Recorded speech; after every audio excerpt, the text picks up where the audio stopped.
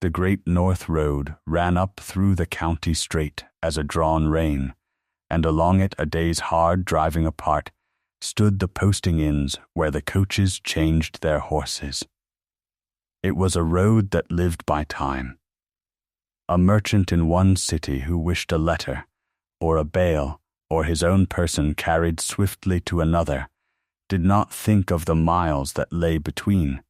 He thought of the hours, and the hours were kept by the coaches, and the coaches were kept by the inns, and the whole long machine of it, the roads, the horses, the guards, the timed changes in the lamplit yards, existed to do the one thing that could not be bought by any other means under heaven.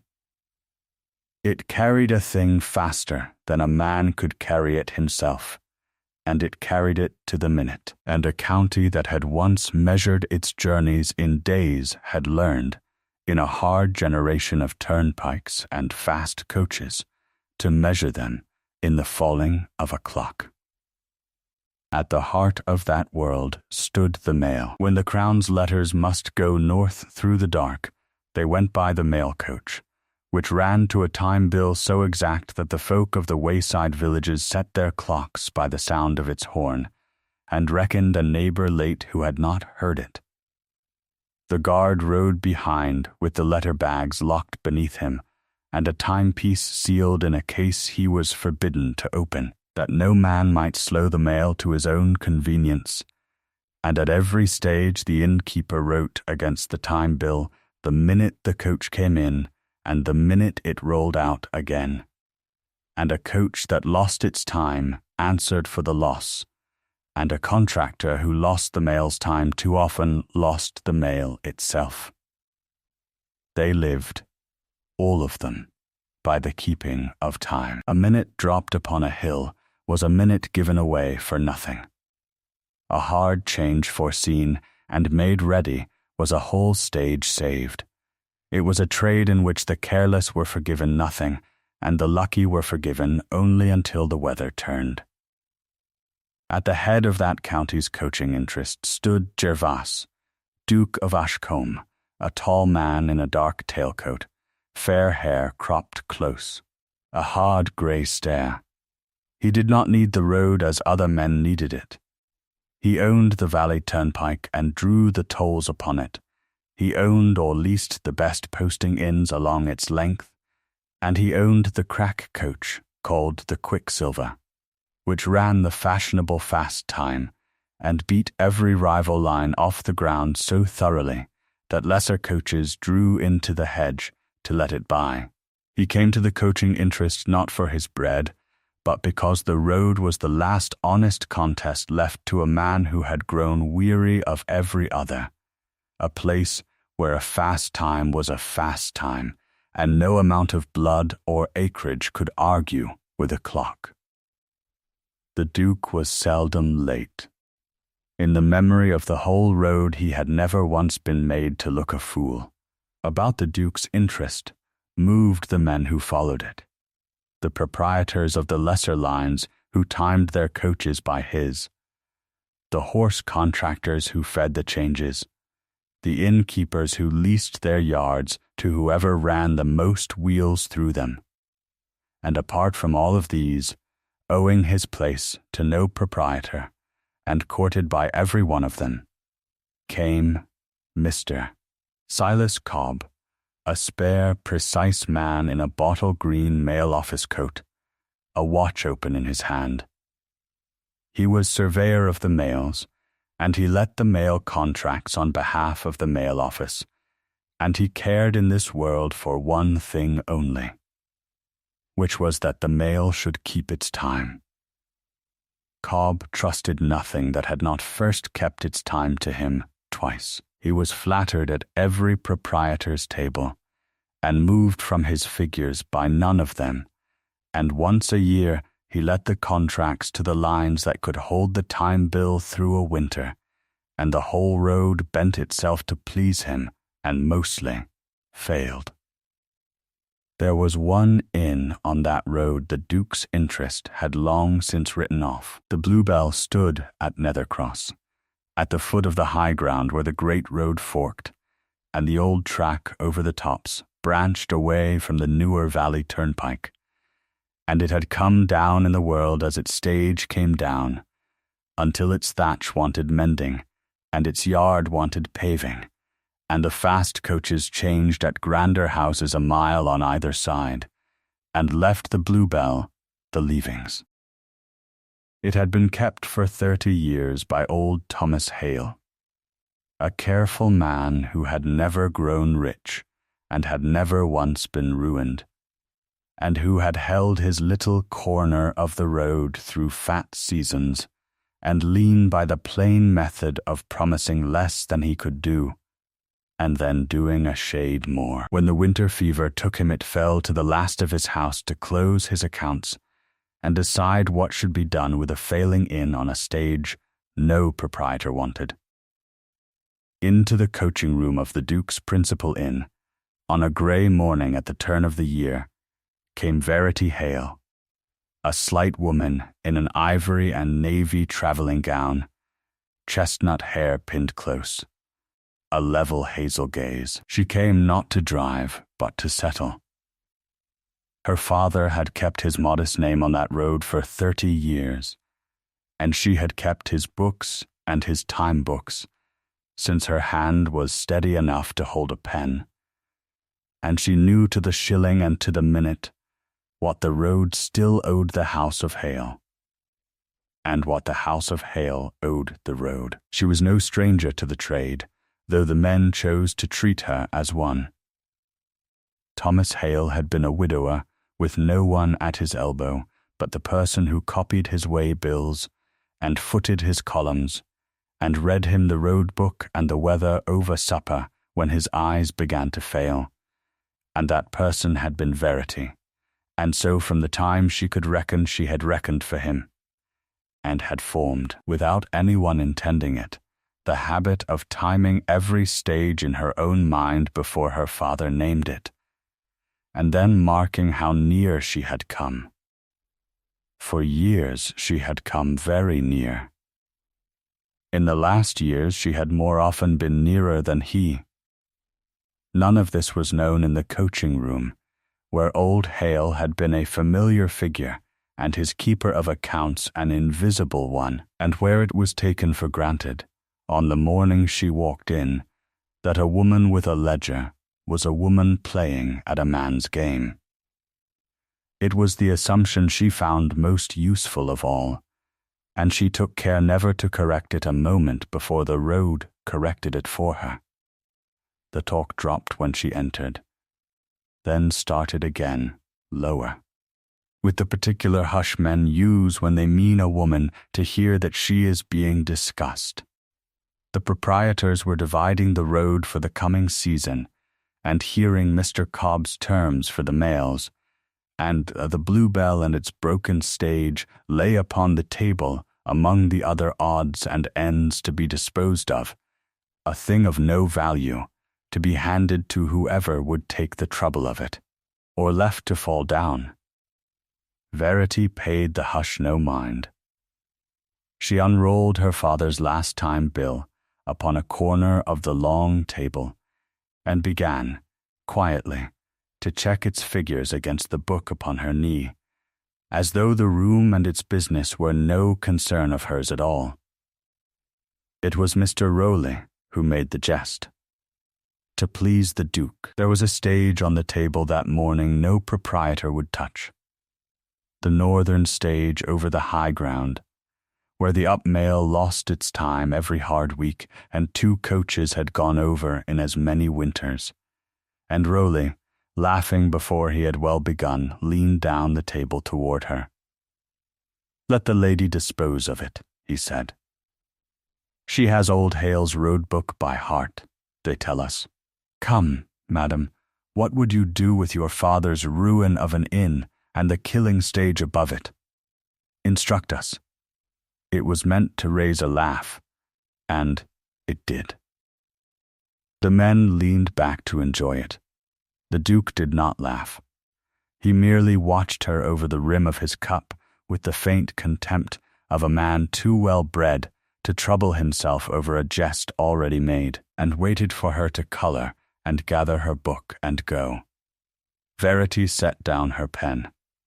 "I would not run it as you run it," she said at that time. She spoke without heat, as one reads out a column. "You lose your minutes on that stage in two places, and always the same two. You lose them below the toll, where the valley road crosses the soft bottom and drinks up every thaw, so that in wet weather your wheels are to the axle, in a slough your own surveyor has not gravelled since autumn.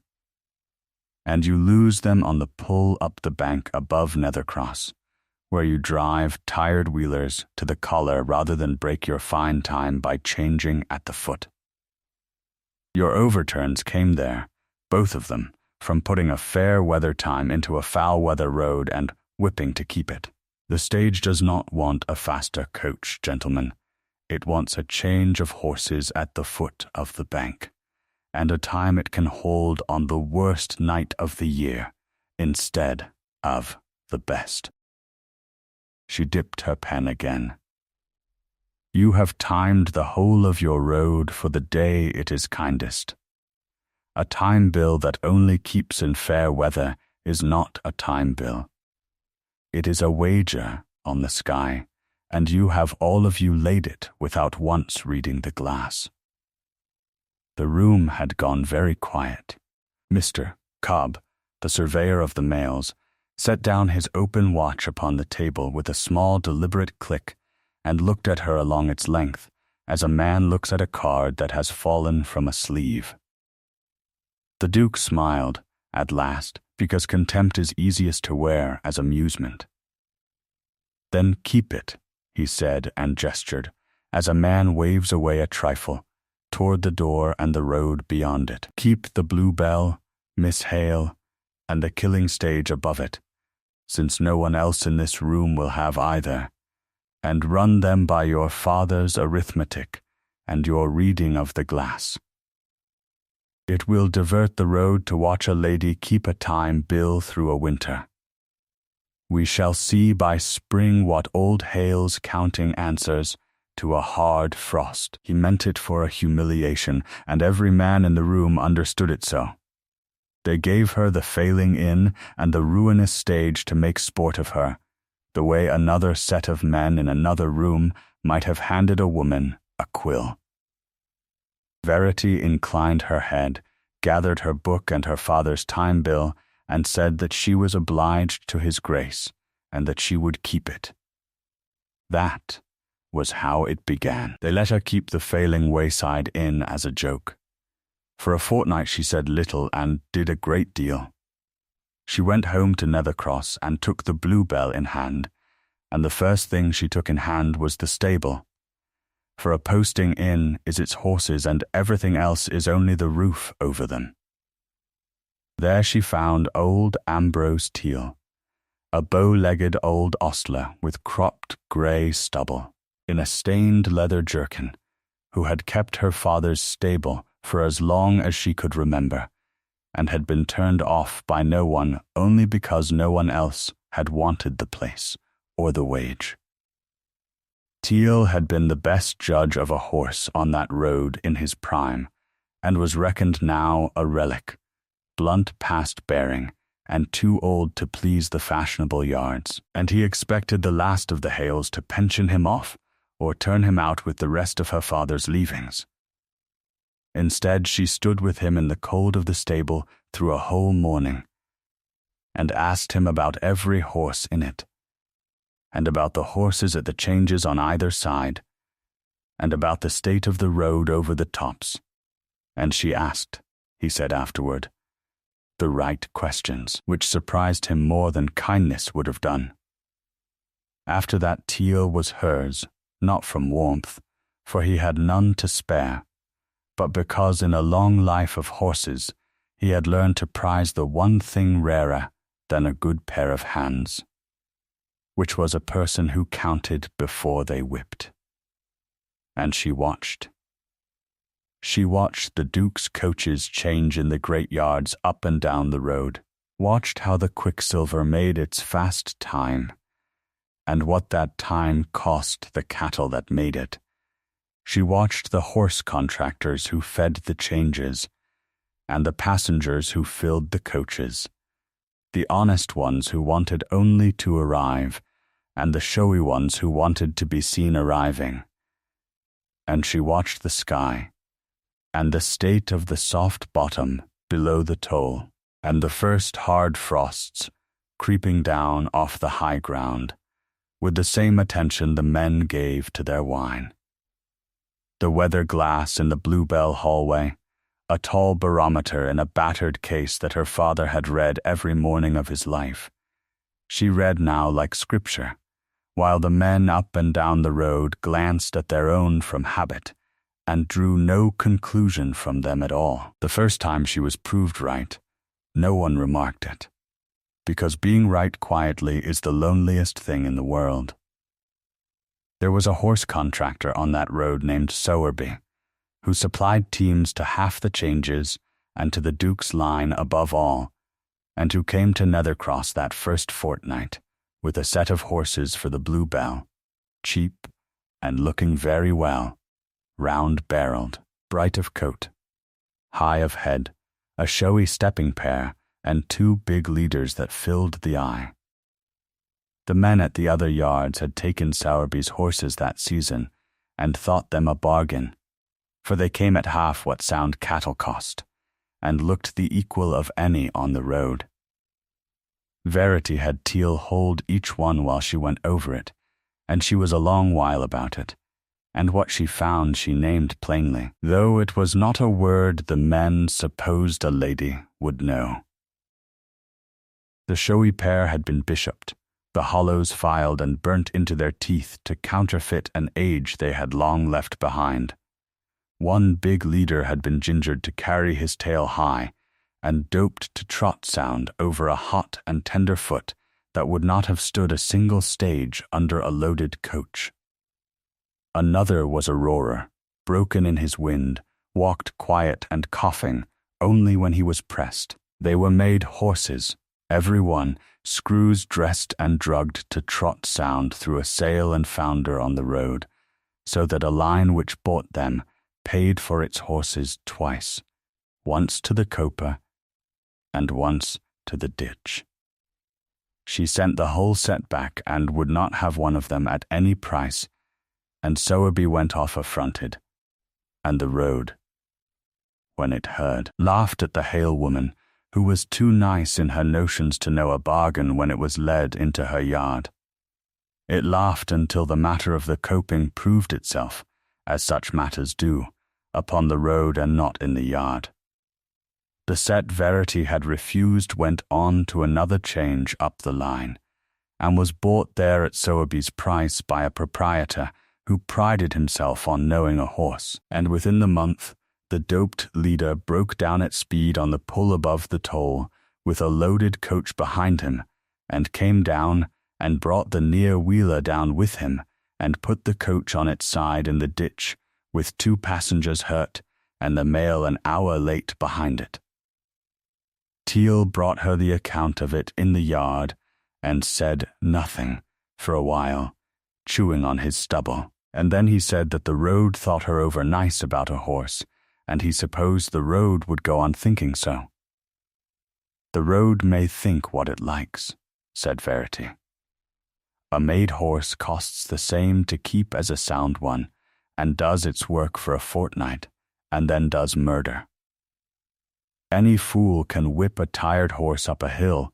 Teal, the hill does not care in the least how hard he whips. It cares whether he counted the horse before he put it to the collar. Teal said nothing to that either, but after it he brought her every horse before it was bought, and priced none himself until she had gone over it, and when their reckonings differed it was Teal who changed his. There was the matter of the race, which taught the road something about her, though most of the men were too proud to keep the lesson. A rival proprietor on the southern stage, and the Duke's Quicksilver fell that season to racing the fashionable fast time, cutting a minute here and a minute there off a time bill that had little enough to spare, running the cattle to a lather, and the passengers half out of their wits for the glory of being called the fastest thing on the road. And every lesser proprietor wanted to be seen to cut his own time to match. For a fast time was the fashion, and the fashion was money, or seemed to be. Verity declined to race at all. She read instead the way bill and the passengers, which the racing men thought beneath them, and the way bill told her a plainer story than the fashion did. The real trade of that road, she saw, was not the handful of showy travellers who would pay for a flashy minute and boast of it at their journey's end.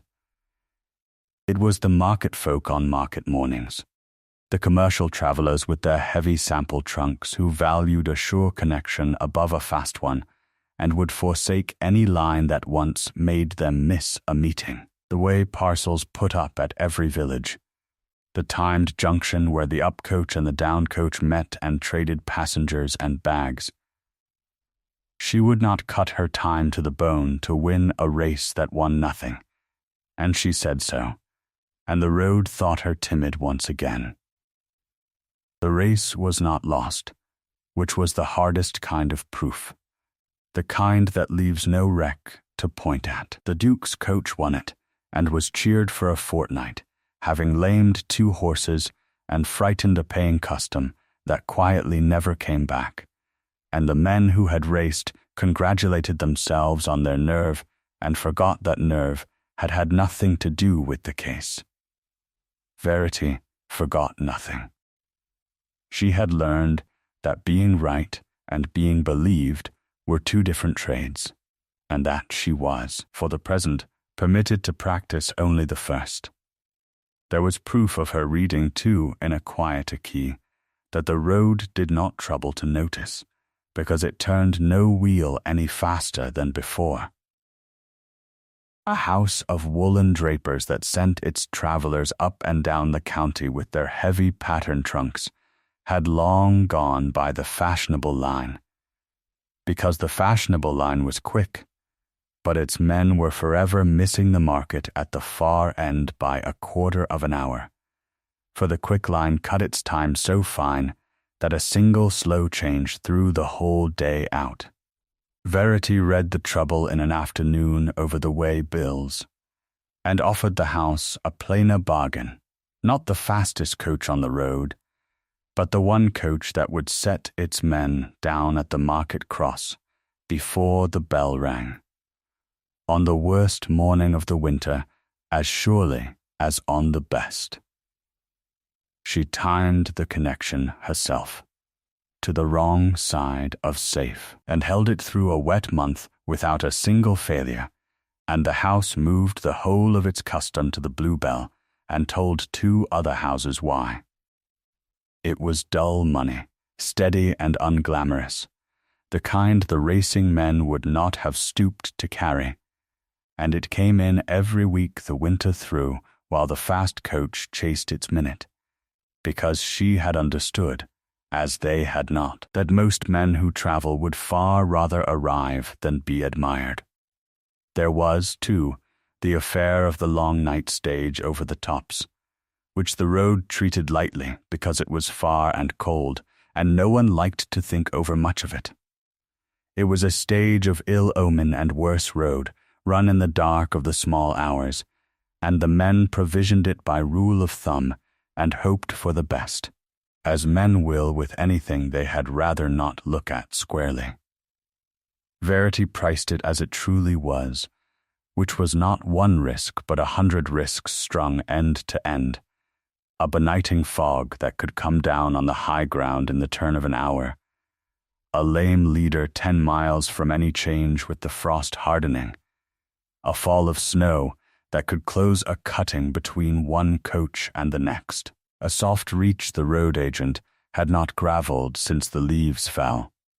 She set a spare team standing ready at the top of the bank against a breakdown, and snow poles along the worst of the cutting to mark the road when the drifts filled it, and put a sober guard on the box, who knew every yard of the ground in the dark.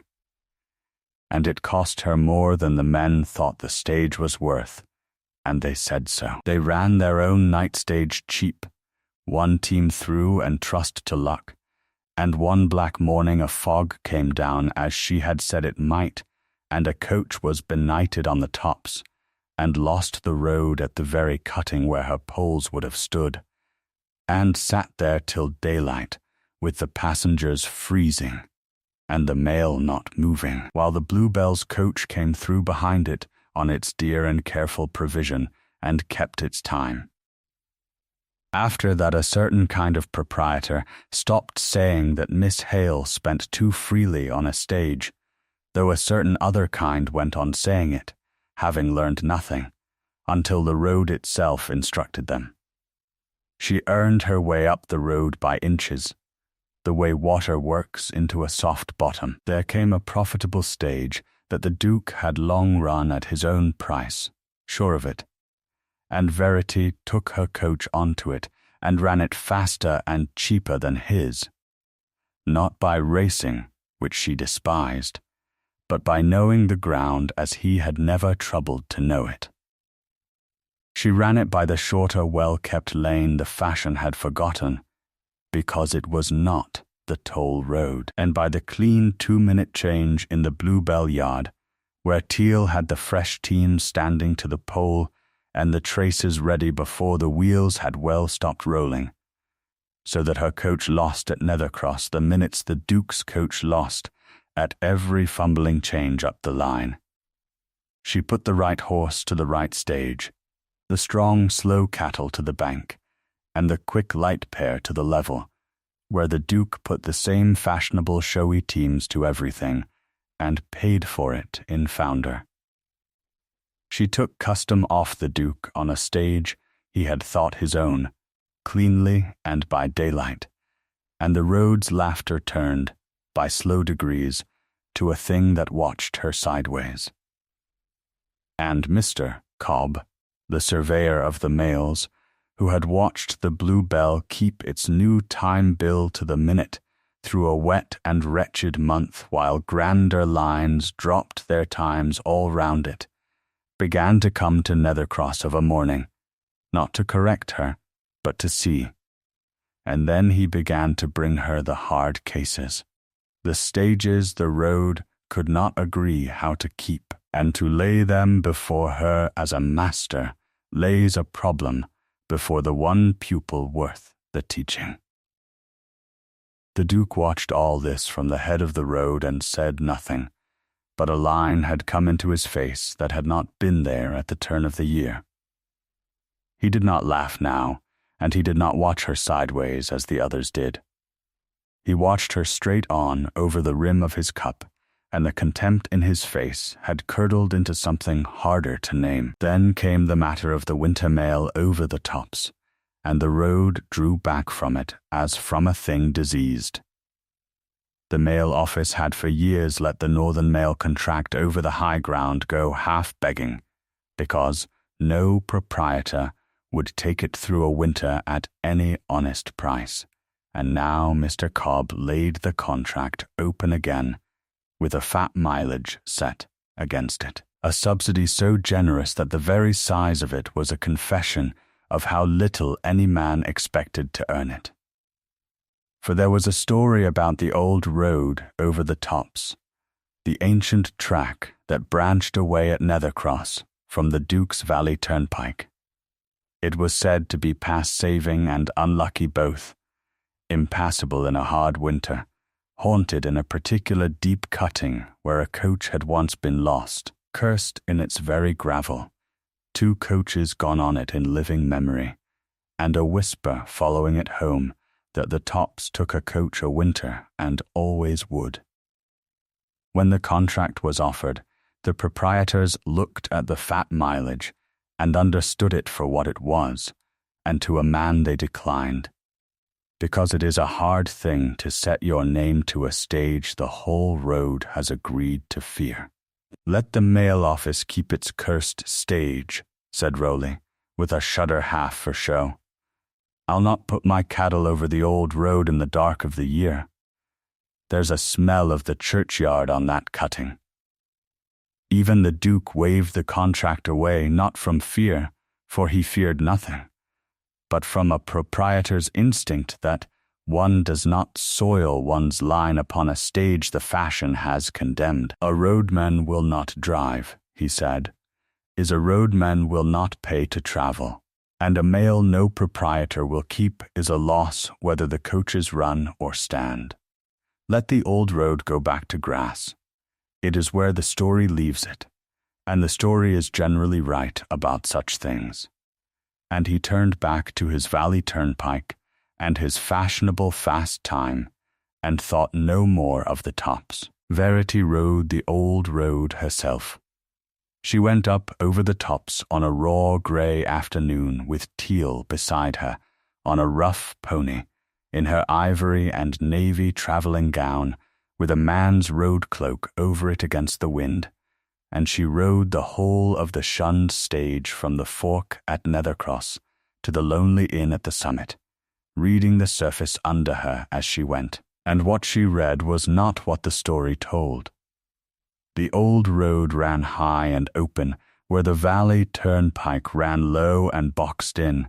It was laid, for all its neglect, on the sound rock of the tops and not on any peat or spring, so that it drained where the low road drowned, and rode firm in a frost that turned the valley to iron ruts and worse. It was shorter over the high ground by the better part of an hour. The famous haunted cutting, when she came to it and got down and walked it, was a place where a careless road agent had once left a washout unmended a whole winter, since grown over and long since firm, with nothing in it more cursed than a bank of dead bracken and the wind. Teal, who had driven the old road in his prime before the valley pike was cut, traced the whole history of its bad name for her as they rode, because she asked him, and the telling of it was itself the proof of what the name was worth.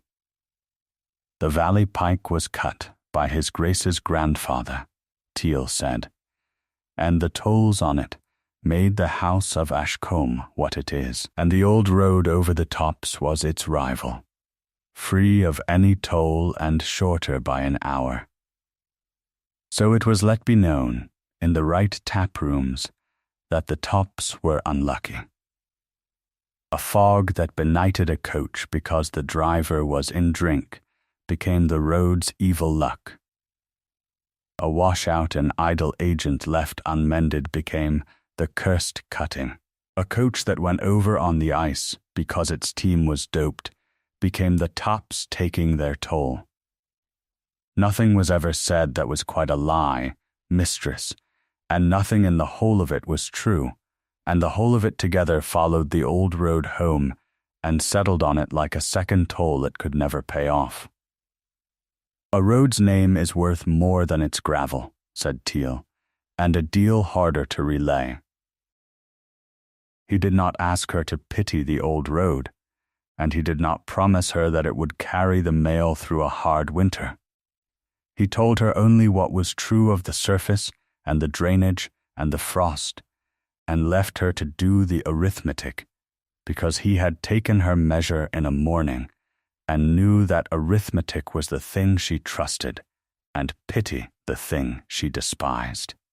It was the most honest account of a stage Verity had heard since her father died, and it came from the one man on the road the fashion had agreed to call a relic, and she thought, riding back down to Nethercross in the failing light, that there was no surer way in the world to find a bargain than to buy the sound thing a frightened fashion had agreed to sell. Verity went back down to the Bluebell, and she took the mail.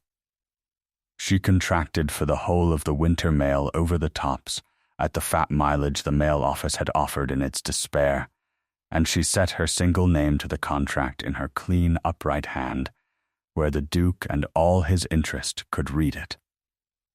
The room, when the thing was known, fell silent, then tittered, then laughed outright. Raleigh told the story at 3 tables that week of the Hale woman who had bought the coffin stage at a churchyard price, and the road settled in to enjoy the spectacle of her ruin, which it expected before the first thaw. Mr. Cobb came to her that evening when the coaching room had thinned, and stood by her with his open watch in his hand and his precise face troubled. He did not tell her she was wrong. He was too honest for that, and he had ridden the old road himself on her account, and found no fault in her reading of it. He told her only what it would cost if the weather, which owes no one an argument, should shut the tops despite every sound reason it ought not.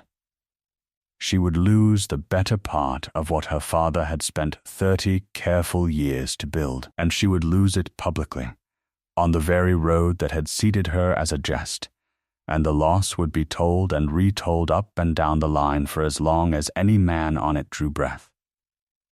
"I know what it will cost," Verity said. "I have counted it. That is the whole of my trade." Cobb looked at her a long moment, and then he did a thing he had not done for any proprietor in 20 years of letting the mails. He set the mail office's own recommendation publicly behind her contract, staking his own precise reputation on her keeping the time over the tops, not because he doubted her, but because he wished it known, when the accounts came home, that old Silas Cobb had read the same road and reached the same figure. It was the nearest thing to a benediction the road had in its gift, and Verity accepted it with a grave inclination of her head.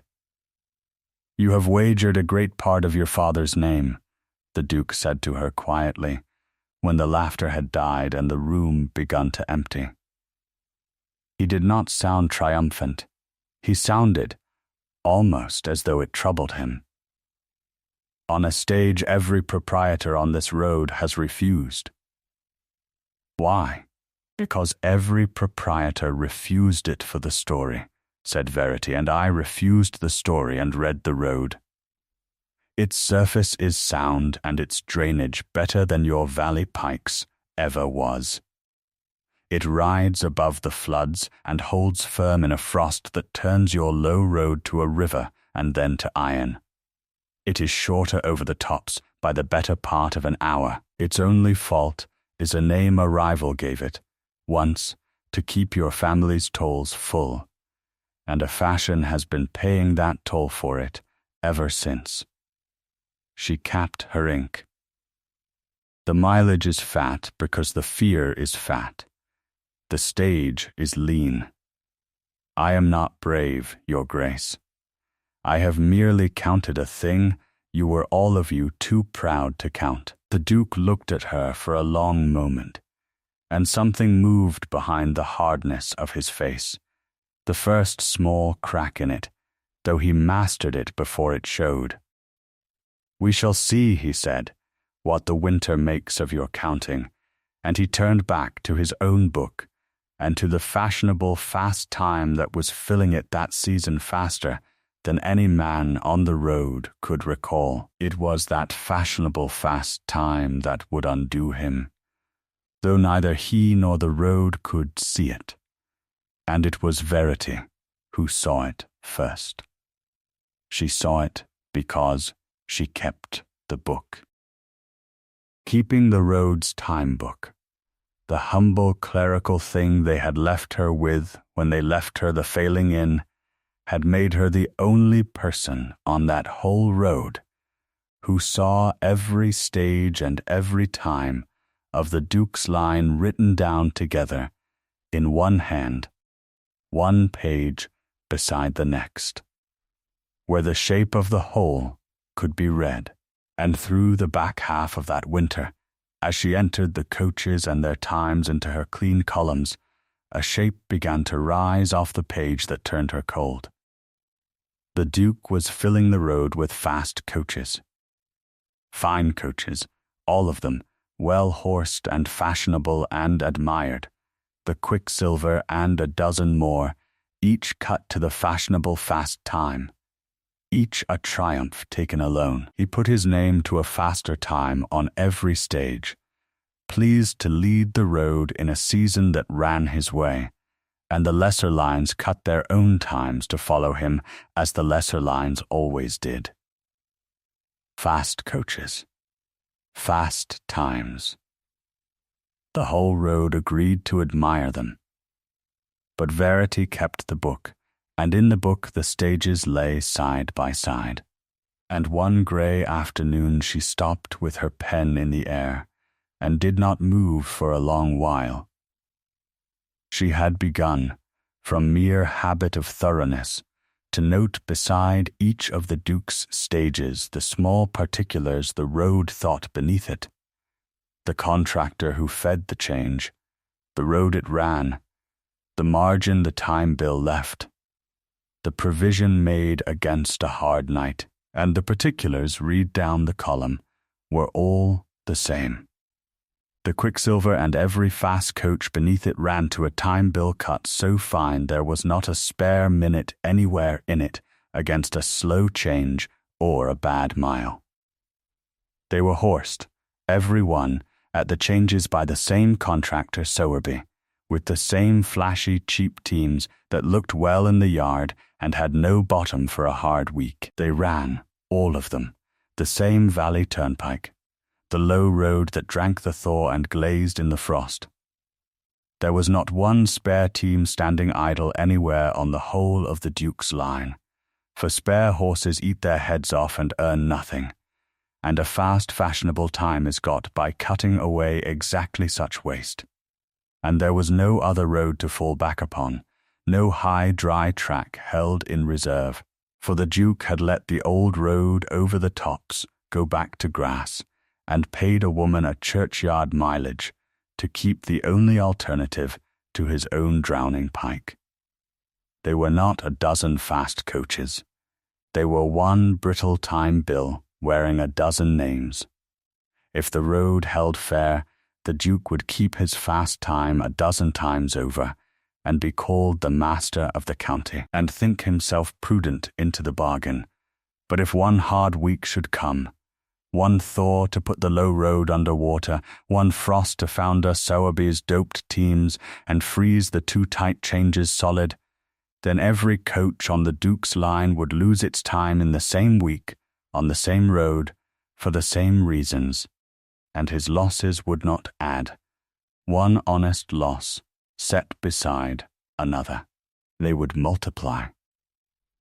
His whole fortune on that road, and the fortunes of every proprietor who had cut his time to follow the Duke's, rode upon the weather of a single hard stretch of the winter. And because his coaches wore a dozen names and ran under a dozen way bills, he could not see that he had staked the whole of it upon one throw. She did not trust the conclusion at first, for a careful reader trusts a frightening conclusion least of all. She went back through the time book a second time and a third, checking each particular against her own memory, and against what the gods let fall of a morning, and each time the same shape rose off the page. She rode out on a pretext, and watched 3 of the Duke's changes herself, and found Sowerby's man dressing the same tired flashy teams at each, and not a spare horse in any of the yards, and the low valley road under all of it.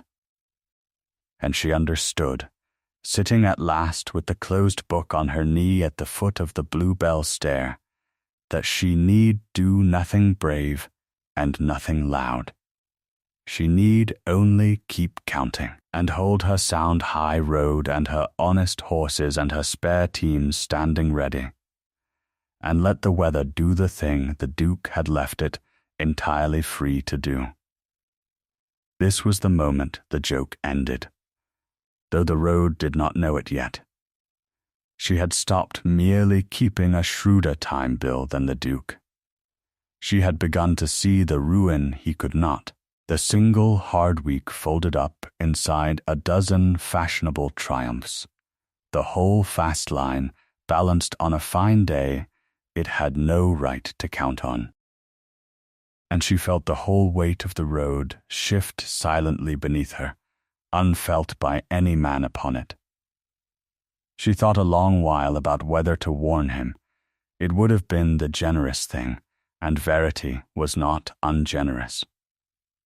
But she weighed it as she weighed everything.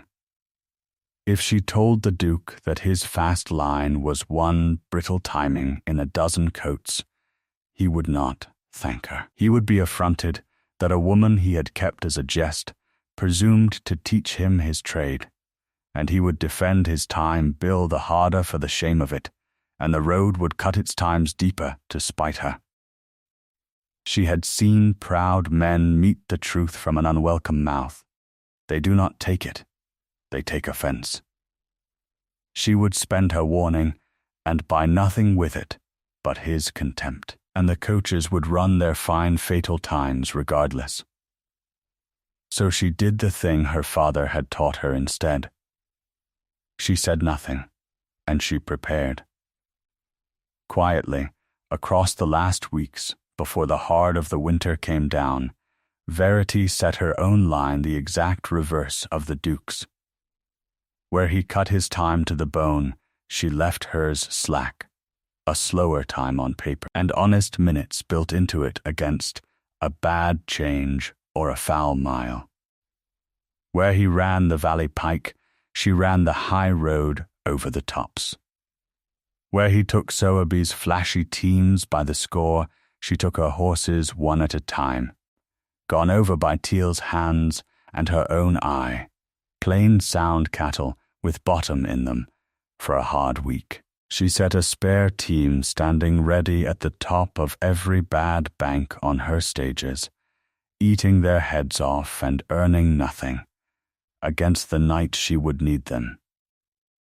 She built, without a word to any man, a time bill that was the very opposite of the fashion, spread where his was stacked, slow where his was fast, dear where his was cheap, and above all a time she could keep on the worst night of the year, and not merely the best. And then, like every coachmaster since the first, she waited for the weather. It was lonely work, preparing for a winter no one else could see coming, on a road grown warm and loud with the confidence of a good fast season. The Duke's book fattened by the day. The proprietors drank his wine and cut their times, and thought themselves the shrewdest coaching interest in the kingdom, and Verity sat among them with the whole shape of the winter already drawn in her mind, and said nothing, and kept her slow sure line, and read the glass. More than once she came near to speaking. She was not without conscience, and there were men on that road whose ruin would carry down ostlers and inn servants and postilions who had never sat at a proprietor's table in their lives. But she had weighed it, and the weighing always came out the same. They would not believe a warning. They would resent it, and the coaches would run whether she spoke or held her peace. The only thing her speaking could alter was her own standing, and that for the worse. So she kept the hardest silence of her life, the silence of a person who knows a true thing in a room full of people committed to a false one, and she waited, and she let the winter be the voice they would have to hear, because they would hear no other. The winter came. It turned early, and it turned hard. The old hands on the road felt it first in their joints and then in the sky, and last of all in the glass, the tall barometer in the blue bell hallway that Verity had read all season and the men had only ever glanced at. Through the dark of the year the frost gripped and loosed and gripped again, and each grip was harder than the last. Teal took to reading the sky of a morning and frowning, and Verity would meet his eye across the yard, and neither of them said aloud what both had begun to fear. The first losses were small and far off, rumours carried up the road by the guard's talk, a coach that dropped an hour on the southern stage, a team foundered in a cutting, the ordinary attrition of a hard season. The road paid them little mind, and made them good, and thought no further.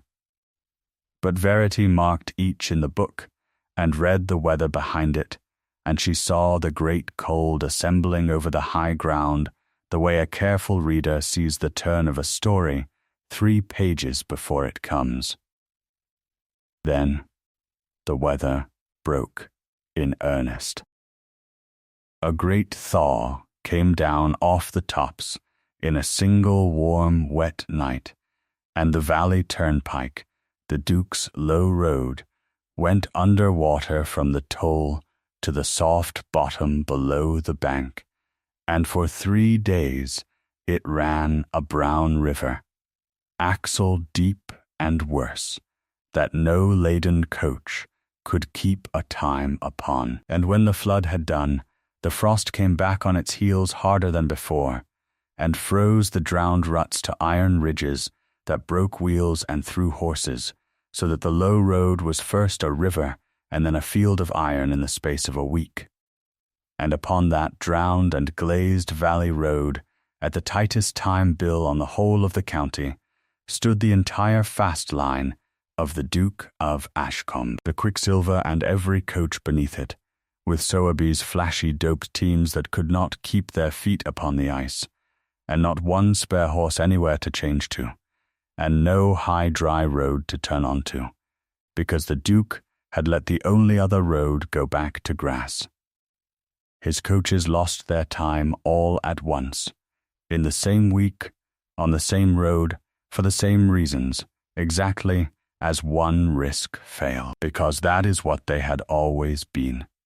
They kept a kind of vigil at the great inns through those days. The proprietors who could not stay away gathered in the warm smoke while the road came apart outside.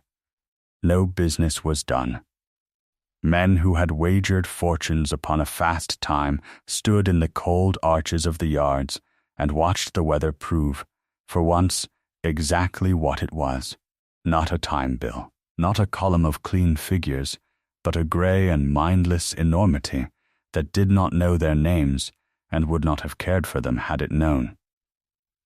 And every hard hour the sound the whole road listened for and did not hear was the mail guard's horn.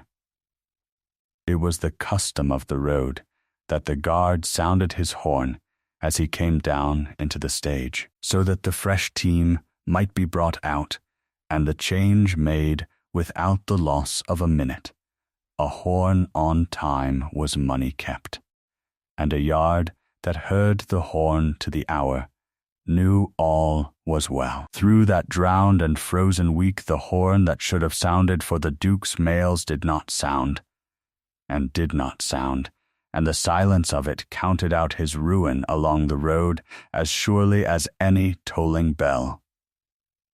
The Duke stood at the yard arch of his principal inn with his hard grey stare fixed upon the empty iron road, listening for a horn that would not come. And for the first time, in the memory of the road, the Duke of Ashcombe looked afraid. The news came in over the next fortnight, the way bad news from the road always comes, in pieces, each worse than the last. The Quicksilver, benighted and frozen fast in a cutting on the low road with her cattle down, and her passengers walking to the nearest fire. The down mail, 4 hours late 3 nights running. The guard's time bill black from end to end, with lost minutes he could never make good. Coach after coach, stage after stage, the same drowned and glazed valley road, the same doped teams gone off their feet, the same fine time with not a spare minute or a spare horse to give. The whole of the Duke's fast line lost its time in a single hard week, and the losses multiplied as she had known they must, one upon another, until the reckoning of them could not be borne. The mail office fined the late mails, as the mail office must, and a contract lost too many nights running is a contract forfeit. And the traffic that had paid the Duke's fat tolls turned away from his drowned pike and did not come back. And the proprietors who had cut their times to follow him lost their times along with his, for the fast time had been one wager all along, and the hard week had swept the whole board at a stroke. And the mail over the tops came through. It came through the whole of that killing week on the sound high road that rode above the flood and held firm in the frost. The coffin stage, the cursed old track every proprietor on the road had refused at any price. Verity's line ran it on honest cattle red one by one, with a spare team standing ready at the top of every bad bank and a winter-time bill built from the first for exactly this worst night of the year. The up mail kept its time over the tops on the very nights the Duke's mail lay frozen in the valley, and the guard's horn sounded down into the Blue Bell yard at Nethercross to the minute, clean and certain in the hard air, while the low road below lay silent. Verity had set her single name to that stage at a churchyard mileage when the road laughed. Now the road did not laugh. The mail she had contracted for kept its time, cleanly and enormously.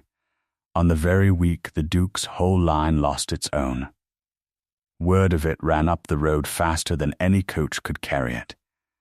By the time it reached the great inns the whole road already knew that the coffin stage, the cursed old road the whole interest, had refused at any price, had carried the Crown's mail to the minute through the week that drowned the fashionable line, and that the single name set beneath that shunned contract, at a mileage the road had laughed to hear, was Hale. Men who a fortnight before had relished the near prospect of her ruin now stood aside to let her pass, and the quality of their silence had entirely changed. It was no longer the hush men used to mark that a woman is being discussed.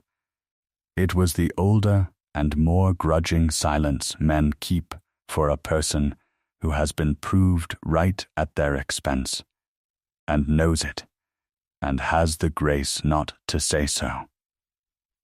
Verity's line stood when every other line on the road had lost its time. She had left slack where they had cut it away. She had held the high road where they had drowned in the valley.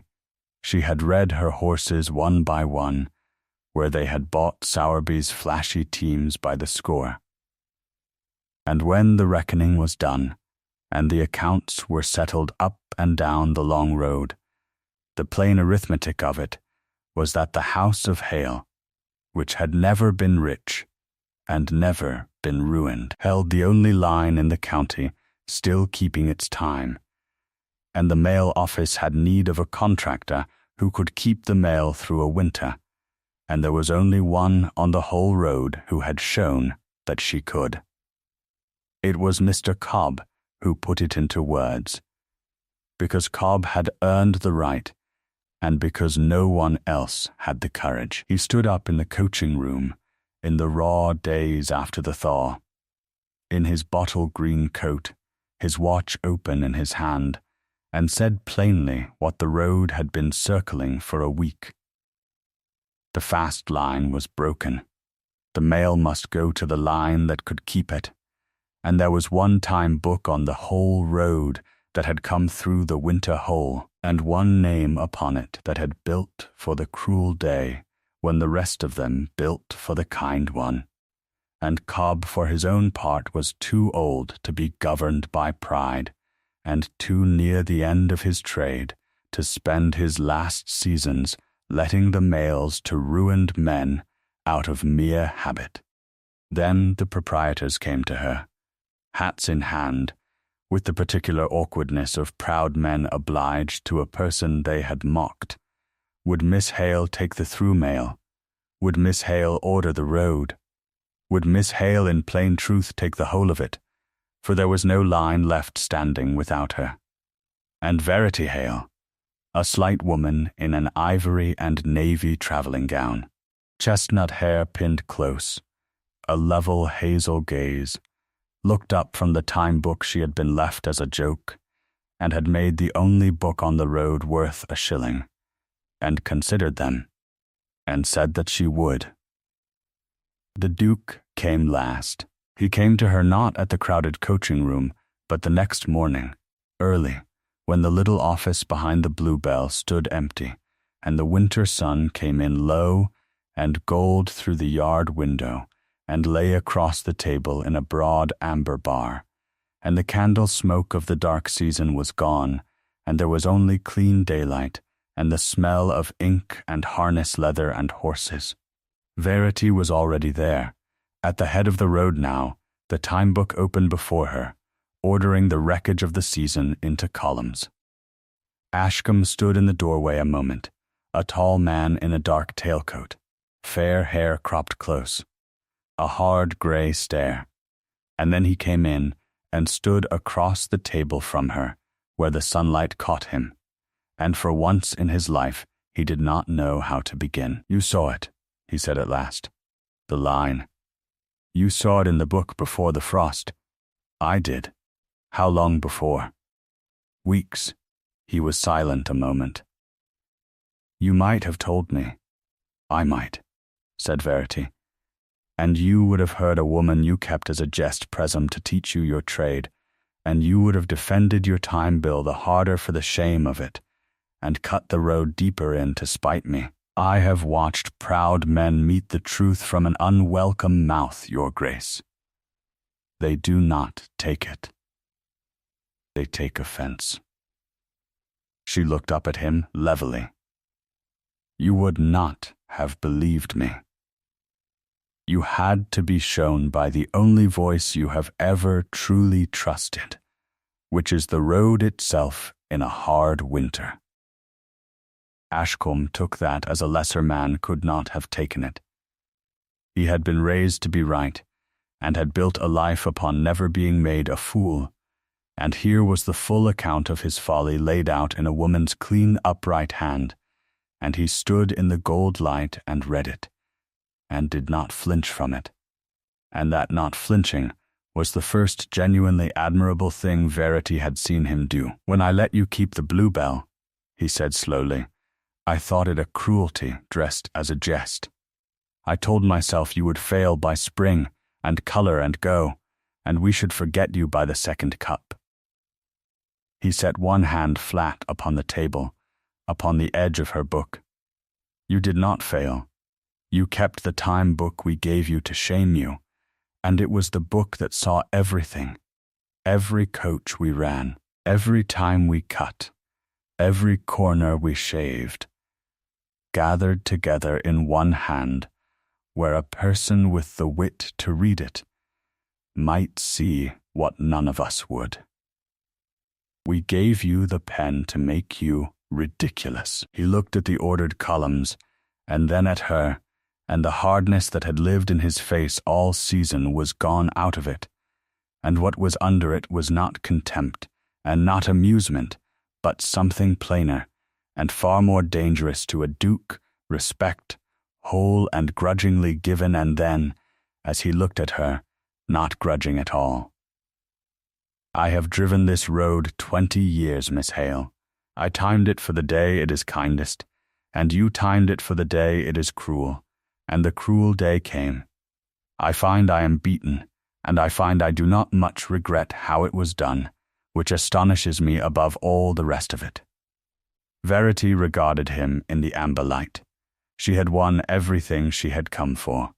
Her father's name was paid and more than paid. The road that had mocked her was hers to order.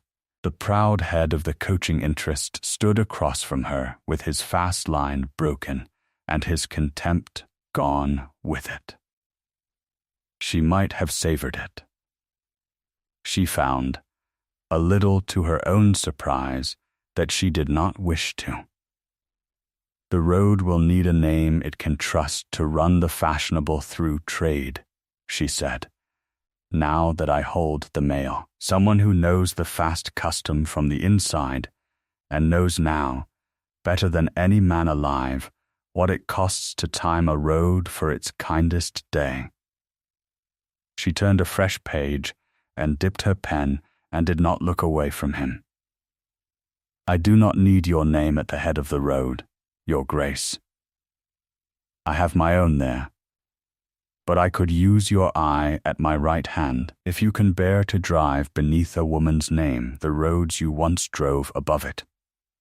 It was the offer of a partner, and they both knew it was more than that, and neither of them said the more of it aloud, because they were people who counted before they spoke.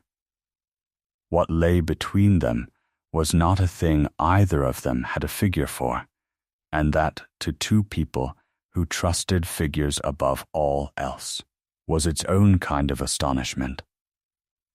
She had beaten him, wholly, fairly, in the one arena he had thought his own, and by every rule she had ever lived by that ought to have been the end of him in her regard, a defeated man to be pensioned off with a place at her right hand.